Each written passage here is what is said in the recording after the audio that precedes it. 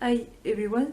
Always in the team and perception that we, each personality type, we mainly embody our first function, it's our main energy or aura, what people see the most in us, and always in the case when the individual are unhealthy, immature or unimproved, when the cognitive functions are not fully learned, understood, accepted and integrated. The stereotype of each personality type represents them when they are unimproved, immature, when they consider only their first two functions. I also want to precise the stereotype and description of a personality type is the unhealthy, immature, unimproved version is our base personality type at birth, when we are not evolved, when we didn't learn the other function, when the 8 functions are not integrated. The stereotype sort of like embodies strictly the first two functions and are more focused on these two functions. They are an exaggerated version of a personality type. In the stereotype, the strengths and weaknesses are sort of like amplified. Like John Beebe said in a video and in a book, our cognitive function or psychological type is the little self in the bigger self, or as I like to call it, one layer or one personality layer among many others in the entire personality. I laid on the screen the 8 function position so you can better understand. For John Beebe, the function 1 is the hero, the 2 the good parent, the 3 the eternal child, the 4 the anima or animus, the 5 the opposite personality, the 6 the critical parent, the 7 the trickster, and 8 the demon.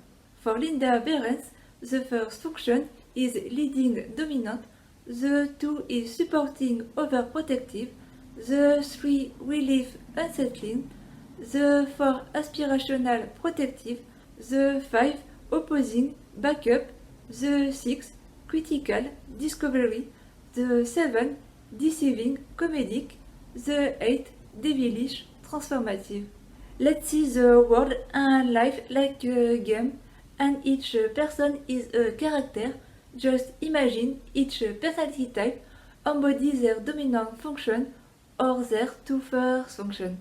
The duo SI and NI, SE and NE, FI and TI, FE and TE are the demon of each other, and in a positive way they bring comfort to each other, bring stability. The duo NI-SE, SI-NE, FI-TE, TI-FE are the anima, animus of each other. They are both afraid of each other and fascinated by them. They might like or don't like each other, or they aspire to be like them. They may consider the other as inferior to them and repress them. The duo INTJ-ENTJ, INFJ-ENFJ, INTP-ENTP, INFP-ENFP, ISTJ-ESTJ, ISFJ-ESFJ, ISTP-ESTP, ISFP-ESFP. They are countertype. On a positive side, they may support and help each other. On a negative side, they might not appreciate that the other is not as much like them. They might be a little jealous of each other, that they use their second function better than them, or admire the other because they wish to be more like them, be better at their own second function.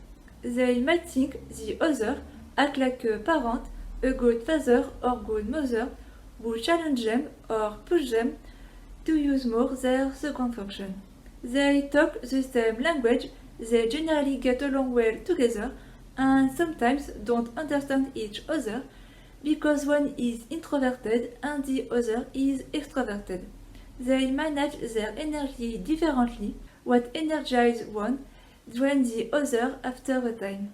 In the category that I'll call perfect opposite or trickster of each other, the duo who have their best and worst function switch, the dominant and trickster, the function 1 and 7. For example, ESFJ and INTJ are the blind spot or trickster of each other. They sort of like don't want to see each other and may don't understand each other, don't consider each other. And it is the same for all the other perfect opposite duo, ESTJ INFJ, ESFP INTP, ESTP INFP, ENTP ISFP, ENFP ISTP, ENTJ ISFJ, ENFJ ISTJ. They are the most different. One is an observer or perceiver, and the other is a judger or decider. One is introverted, the other is extroverted. One is a thinker, the other is a feeler.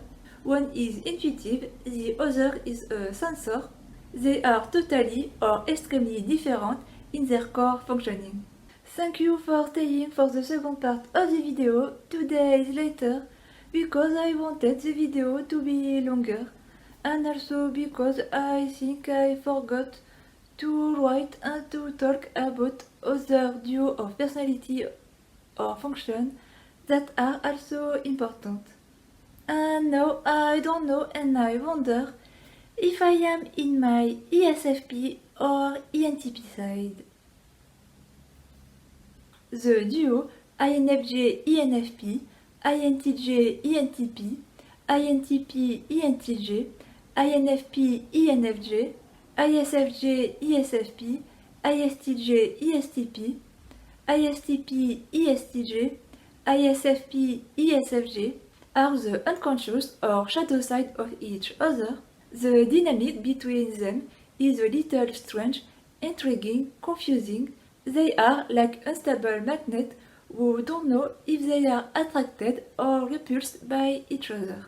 They are a part of themselves that they don't understand and try to discover. They can be both repulsed by the other, ignore them, and are attracted to them because they want to know this part of themselves, which is important for their integration, self-acceptance, and self-love. For me, this duo is the most fascinating. They are probably the closest in their way of thinking and functioning. They have a lot in common. Depending on the person and their level of consciousness, their degree of healthiness, they may don't like each other or like each other. The duo NINE, SISE, FIFE, TITE, in a similar way, they generally like each other, they complete help each other to see the other side of themselves, sort of like they need and feed each other. And they may also ignore each other when they need to recharge. The introverted function can be overwhelmed, exhausted by the extroverted one who takes their energy, and the extroverted one can be annoyed, understimulated by the introverted one. The duo of people who are the same personality type is also intriguing. They may don't like or like each other. Being with someone like us who function and think like us most of the time can be scary or amazing. However, they can have subtle differences when they have different enneagram, tree type, neurological profile, and different interests, goals or talent. It can be very fascinating to see someone who is the same as us in the core functioning, but different in the other layer of the entire personality. It is a real paradox. We are the same, but we are also different. It's really fascinating and also scary. The duo of type, where we just change the last letter, the J and P. Generally, they always get along well. They have the same flow function, 1 and 6, the same aspirational function, 2 and 5, same comfort function, 3 and 8, and same stress function, 4 and 7. They don't overwhelm or stress each other, but rather entertain each other. They often have the same interests. They have a totally different function stack, but they are similar. Their differences help each other in a non-stressful or overwhelming way. The duo who share the same dominant function generally get along very well, but little conflict can happen due to their middle function which are different.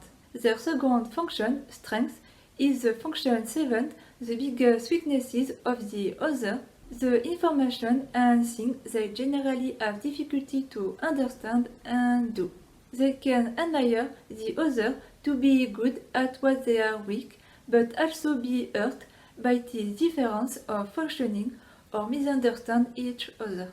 To make a fun conclusion, we all don't like and like each other, are understimulated and overstimulated by other, both attracted and repulsed by other, fascinated and annoyed by other.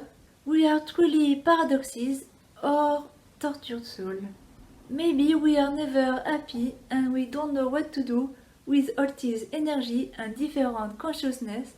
Thank you so much for watching and see you in the next video.